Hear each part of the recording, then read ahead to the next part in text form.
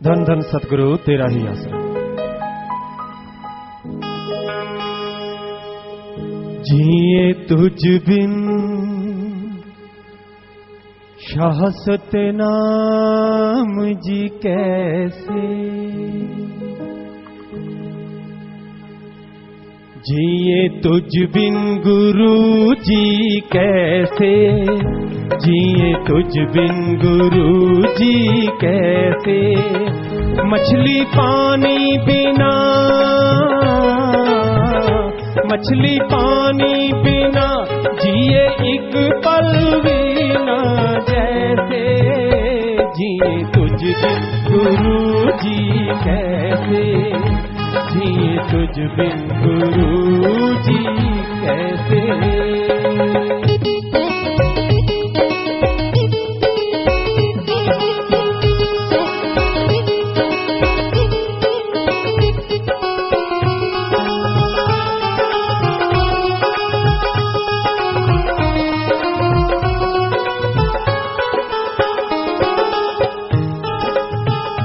सतगुरु जी प्यार तुम्हारा, सतगुरु जी प्यार तुम्हारा हर पल हमें,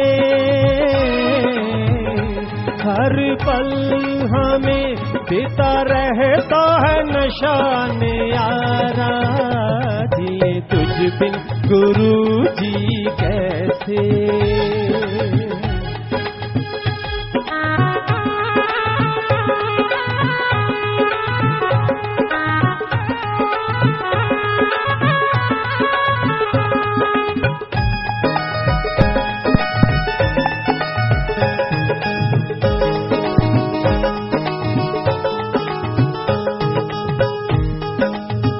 सोआंती बूंद बिन पपीहा मर जाए, सोआंती बूंद बिन पपीहा मर जाए।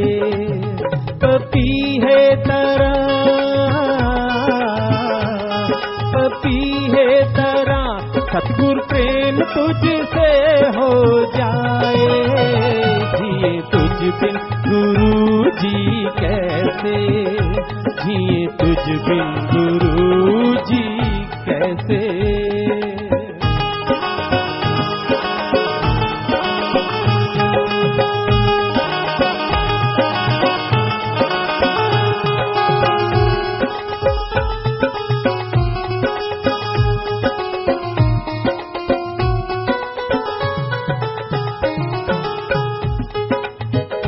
तेरी याद बिन जो पल जाए, तेरी याद बिन पल जो भी जाए।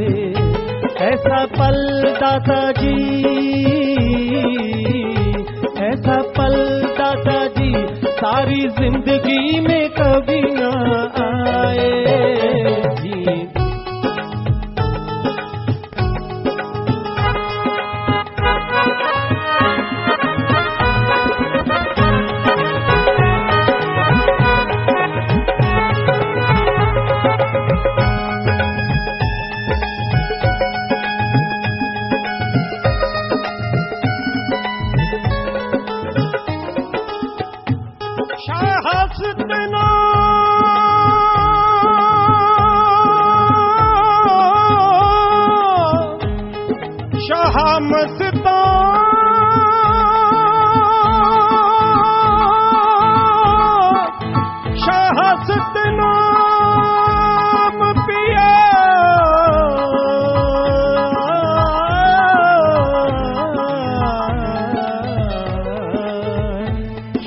सतनाम जी गुरु प्यारे, शाह सतनाम जी गुरु प्यारे।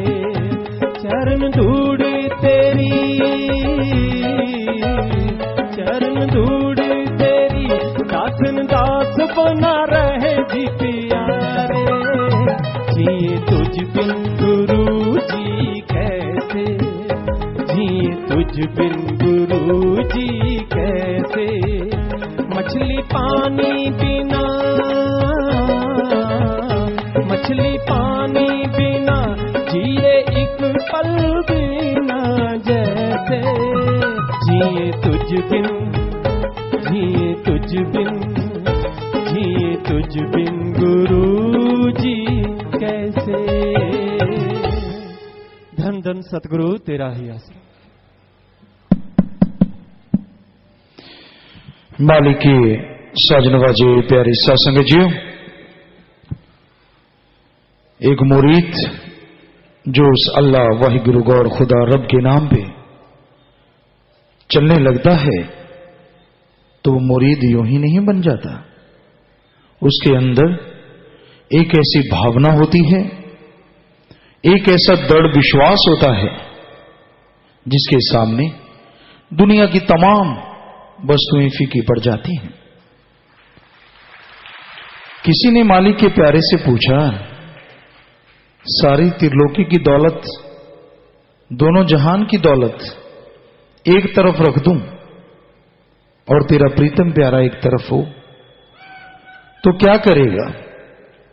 तो उसने जवाब दिया, अरे दौलत या सारा सामान बता देना किस तरफ है, क्योंकि उस तरफ मेरी पीठ रहेगी, मैं देखूंगा भी नहीं, लेना तो दूर की बात। क्योंकि मालिक की मोहब्बत में चलना वही जानते हैं जो सर हथेली पे रख लिया करते हैं। उसके प्यार में चलना कोई आसान काम नहीं है।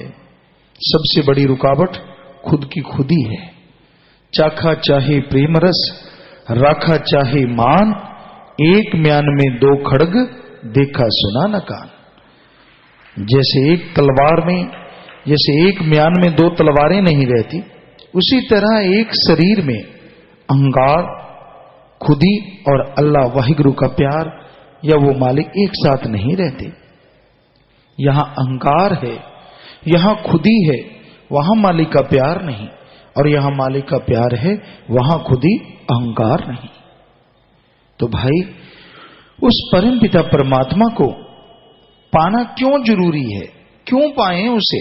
आदमी कहते हैं मेरे पास खाने पीने का सामान है, धन दौलत है, घर परिवार है, बच्चे हैं, सब कुछ तो है, मैं क्यों मालिक को याद करूं? सबसे बड़ा कारण तो यह है कि आपकी आत्मा गुलाम है काल की। 84 लाख जन्म मरण के चक्कर में पड़ी हुई है, उससे मुक्ति दिलवानी है। और मुक्ति दिलाने का 84 लाख शरीरों में एकमात्र शरीर मनुष्य शरीर है। इसमें अगर सुमन कर लो तो आत्मा को मुक्ति मिले, वरना फिर से पकड़ी जाए। चलो, आपको मुक्ति की बात शायद इतनी जल्दी समझ ना आए। दूसरा बड़ा कारण है आपके आने वाले भयानक कर्म। मालिक ना करे, आने वाले टाइम में आप बीमार पड़े, चारपाई पकड़ लें, साल 2 साल पढ़ना पड़े, 6 महीने पढ़ना पड़े, खर्चा लाखों का। शरीर एक बार बीमार होता है, दुरुस्त होने में बहुत समय लगता है। तो कितना अच्छा हो कि वो बीमारी आने से पहले आप ठीक हो जाएं। कितना फायदा होगा, शरीर तंदुरुस्त रहेगा, लाखों रुपए बच जाएंगे। आप सोचते होंगे फिर बदले में क्या करना पड़ेगा? नहीं नहीं नहीं, कोई पैसा नहीं, without any treatment, without any cost, कुछ भी नहीं देना, कुछ भी नहीं आपने लगाना। बस क्या करना है? अपने मन को साधना है, आत्मिक चिंतन करना है। उसके लिए कोई पैसा नहीं, कोई डोनेशन नहीं। आप मेथड ऑफ मेडिटेशन, गुरु मंत्र, पंजाबी च नाम शब्द, और इस्लाम धर्म में कलमा, इंग्लिश फकीर मेथड ऑफ मेडिटेशन, वो ले लो आप। शब्द हैं, चलते जाओ, बैठ के, लेट के, काम धंधा करते, उन्हें जाप करते रहो, उनका अभ्यास करते रहो। जैसे जैसे नाम का सुमरन करोगे, अभ्यास करोगे, आपके अंदर आत्मविश्वास आएगा और आने वाले पहाड़ जैसे कर्म भी चकनाचूर हो जाएंगे। और लगा क्या? एक नया पैसा नहीं, ना धर्म छोड़ना, ना नोटों बोटों का चक्कर। लिखने वाले दुनिया वाले कुछ भी कहें, सब बकवास, कोई चक्कर नहीं। ना पैसा देना है, ना धर्म छोड़ना है, ना घर बार छोड़ना है, ना बाल बच्चे त्यागने हैं, ना कोई कपड़े बदलने हैं। जैसा आप पहनते हैं पहनते हो, भगवान को इन चीजों से क्या लेना देना? चाहे नंगे घूमे, बहुत लोग घूमते हैं जंगलों में, कई शरेआम समाज में घूमते हैं। मालिक को कुछ लेना देना नहीं है बाहरी शो शप्पे से, बाहरी कोई ऐसा फैशन से। भगवान को अगर पाना है तो अंत्यकरण पवित्र चाहिए। भावना शुद्ध करो, दिखावे में नहीं आता। पाखंड में नहीं आता, जितना मर्जी दिखावा कर लो, दिखावे में आए तो चतुर लोग तो मालिक को कब के खरीद लेते। नहीं नहीं नहीं, भावना शुद्ध हो, दिल का हुजरा साफ कर जाना के आने के लिए, अंत्यकरण दिमाग साफ कर लो, गंदगी निकाल डालो। जब अंदर साफ होगा, जैसे शीशे को साफ कर देते हैं, आपके सामने शीशा है, उस पे धुंध जमी है, कोहरा जमा है, या यूं कह लीजिए उस पे मिट्टी जम गई, सामने शीशा है, आपको अपना चेहरा नहीं नजर आता।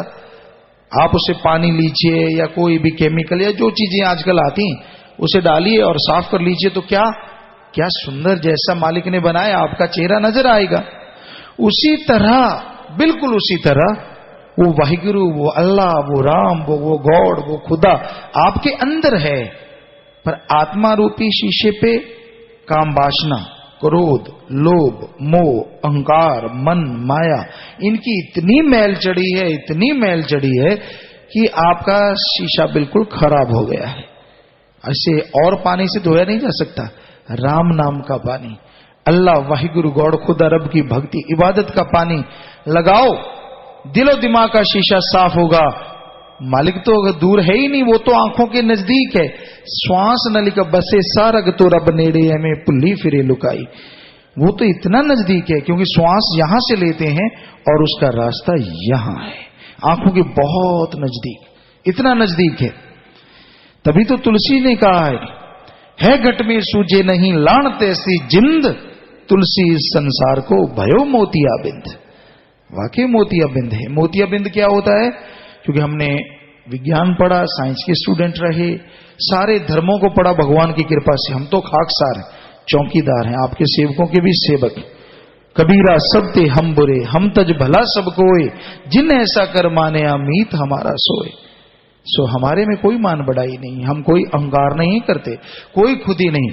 कोई भी सज्जन, कोई भी जैसा उसको भावना भगवान देता है वो उपमा करता है, लेकिन हम तो खाकसार हैं, चौकीदार हैं, आपके हमेशा आपको आवाज देते रहते हैं। कोई मान बढ़ाई नहीं, कोई अहंकार नहीं, करने वाला अल्लाह करतार वाहिगुरु राम है। हम तो भाई, जैसे ये माइक खुद नहीं बोलता, इसमें हम बोल रहे हैं तो आपकी तक आवाज आ रही है, और हम भी एक माइक है, हम नहीं बोलते। जैसी में आवा खस्म की बाणी तैसड़ा करी ज्ञान भी ला लो। जैसा मालिक ख्याल दे रहे हैं, आपकी सेवा में बोले जा रहे हैं। और कि हम भाषण तैयार करके नहीं आते। किसी ने पूछा, हमसे बहुत बार पूछा, गुरुजी आप 4-4 घंटे लगातार बोलते रहते हो, क्या ट्रेनिंग करते हो? हमने कहा हाँ, तूने करनी ट्रेनिंग? कहता कैसे? सुमन कर, हमें तो अल्लाह वाहिगुरु ट्रेनिंग देते, तेरे को भी देने लग जाएंगे। वैसे हम कोई लिखते नहीं है, कोई लेक्चर बनाते नहीं है, जैसे लोग बैठे हैं और जैसा मालिक ख्याल देता है वो सब कुछ अपने आप बुलवाता रहता है। सो हम में कोई खुदी नहीं भाई, हम तो खाकसार हैं। हद करने वाला अल्लाह वाहिगुरु राम है। तो उस परम पिता परमात्मा का नाम जपो, सुमरन करो, तो आपके अंदर की मैल दूर हो जाएगी और अंदर रहने वाला खसम, वो सतगुरु, वो अल्लाह, वो वाहिगुरु, वो राम तुझे जरूर मिल जाएगा। उसको कोई जात पात से लेना देना नहीं। आप ऊंचे हैं, नीचे हैं, बीच वाले, कौन से वाले हैं, कोई लेना देना नहीं। ये तो आदमी की बनाई चीज है। ना हम मानते हैं, ना कोई गुरु संत पीर फकीर मानते थे, ना भगवान मानते हैं। हम तो फकीर हैं भाई, आपके सेवादार हैं। सो आप भी ना मानो, इन जातों पातों में कुछ नहीं पड़ा सिवाय नफरत के, झगड़े के, कुछ भी नहीं है। क्योंकि जब धर्म ये कहते कि हम सब एक है और हमारा मालिक एक है, एक पिता, एक के हम बारिक। बहुत लिखा है धर्मों में, कोई पढ़े तो ना। ऐसा पढ़ने वालों को हमने देखा है, ओए रोटी के हाथ मत लगा, ओए इधर बैठ जा, बड़ा हम उनको शर्म देते। लानत, या तो खेतों में पानी ना लगवा, या तो गेहूं ना निकलवा, या तो आटा ना पिसवा। कहते ये काम तो सारे वही करेंगे। तो रोटी बन गई, फुल्का बन गया, उसके बाद क्या हो गया भाई? जो तो हाथ नहीं लगाने दे रहा, पहले तो उन्हीं के हाथों से आया सब कुछ। सो ये बेअमले लोग हैं आज संसार में, अमल करने वाला कोई कोई। धर्मों में कहीं नहीं लिखा जात पात, वेदों में लिखा है कि हार्ड मास का जो काम कर, क्योंकि हमने सारे वेद पढ़े, सारे शास्त्र पढ़े, पवित्र गीता, रामायण, सिख धर्म की पवित्र गुरबाणी, इस्लाम धर्म की कुरान मजीद, कुरान शरीफ, ईसाई धर्म की पवित्र बाइबल, सारे धर्मों के रूहानी संत कबीर, शेख फरीद, नामदेव, धन्ना भगत, सब बाणी पढ़ी सदगुरु की कृपा से, मालिक की रहमत से। कहीं नहीं लिखा हुआ कोई जात पात, वेदों में लिखा है। हम लखनऊ साइड में सत्संग कर रहे थे, कहने लगे गुरुजी वेदों ने धर्म बनाए हैं, जात पात तभी झगड़े हैं। हमने कहा कहां लिखा है? वहां तो ये लिखा है जो मुर्दार उठाएगा, जो हड्डी चमड़े का काम करेगा वो शूद्र है। चाहे ब्राह्मण के घर पैदा होके भी अगर वो मांस उठाएगा, मुर्दार उठाएगा, हड्डियां उठाएगा तो उसको शूद्र कहेंगे। और शूद्र के घर अगर जन्म ले लिया, हड्डी मांस उठाने वाले के घर बच्चा पैदा हो गया और उसने अगर ब्रह्म ज्ञान हासिल कर लिया तो वो शूद्र नहीं ब्राह्मण ही कहलाएगा। ये लिखा है वेदों में। कर्म से पहचान है, कर्म जोगी बनो, ज्ञान जोगी बनो। अरे कुछ नहीं पड़ा इन बातों में, मत उलझो इनमें। इनमें उलझ उलझ के आदमी मर जाता है, मालिक से दूर हो जाता है। तो इसलिए धर्मों में, शास्त्रों में, हर धर्म में ये लिखी सच्ची बात हम आपको बता रहे हैं। हमारे गुरु सदगुरुदाता रहबर ने समझाई, क्योंकि वही सारे वेद, वही शास्त्र, सब कुछ उन्हीं का रहमो करम। उन्होंने फरमाया कि भाई अमल करो, अमल बिन अमला दे आलमा इल्म निकम्मे सारे, कोई अमल कमा ले तुम जे जश लेने सतगुरुद्वारे। अमल करो, अमल। आप करते क्या हो? बोलते कुछ और, करते कुछ और, बात नहीं बनती। जब तक कहनी और करनी एक जैसी ना हो जाए। कहो और फिर अल्लाह वाहिगुरु का नाम जपो, अमल करो, यकीन मानो। आप कहते भगवान दूर आ रहे हो तो वो कण कण में नजर आएगा, हर जगह नजर आएगा, क्योंकि वो तो है ही हर जगह।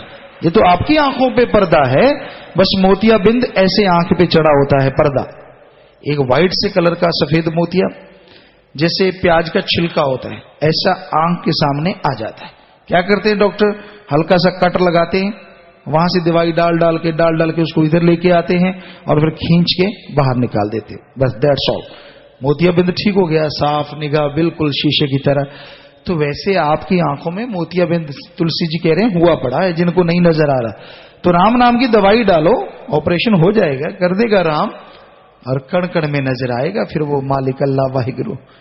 सो बिना राम नाम की दवाई के बात नहीं बनती। सो अमल करो, तभी मालिक के रहमो करम के हकदार बन पाओगे जी।